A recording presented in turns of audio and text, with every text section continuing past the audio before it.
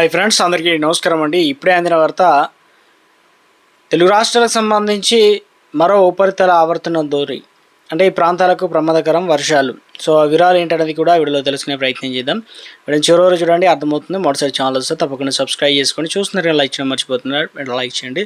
తెలుగు రాష్ట్రాల్లో వర్షాలతో పాటు పిడుగులు పడే ప్రమాదం ఉందని చెప్పేసి వాతావరణ శాఖ అయితే హెచ్చరికలు జారీ చేసిందనమాట. ఏ ప్రాంతాల్లో నేడు వర్షాలు కురిసే అవకాశం ఉంది, ఇందుకు సంబంధించి ఐఎండీ అంటే అలర్ట్ అయితే జారీ చేయడం జరిగింది. వర్షాకాలం ఎప్పుడో ముగిసింది, అయితే వానలు కురిపించే నైరుతి ఋతుపవనాలు నెల క్రితమే దేశాన్ని అయితే విడిపోయాయి. అయితే కానీ తెలుగు రాష్ట్రాలకు మాత్రం వర్షాలు వదిలిపెట్టడం లేదు.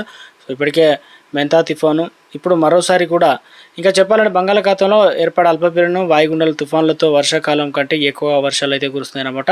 సో ఇటీవల మెంతా తుఫాను ఆంధ్రప్రదేశ్లో ఎంతటి బీభత్సం సృష్టించిందో చూసాం. అదే తెలంగాణలో భారీ వర్షాలు కూడా కురిశాయి.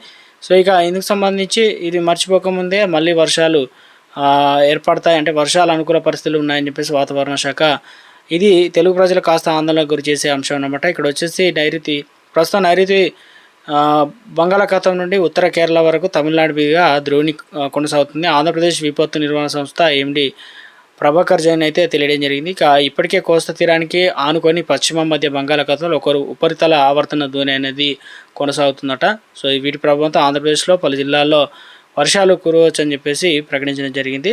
సో ఇందులో వచ్చేసి కృష్ణా, ప్రకాశం, నెల్లూరు, అనంతపురం, సత్యసాయి, కడప, అన్నమయ్య, చిత్తూరు, తిరుపతి జిల్లాలో అక్కడక్కడ తేలికపాటి నుంచి మోస్తారు వర్షాలు కురిసే అవకాశాలు ఉన్నది విపత్తు నిర్వహణ సంస్థ వెల్లడించడం జరిగింది. వర్షాల సమయంలో పిడుగులు పడే ప్రమాదం ఉంటుంది కాబట్టి ప్రజలందరూ జాగ్రత్తగా ఉండాలని చెప్తున్నారు.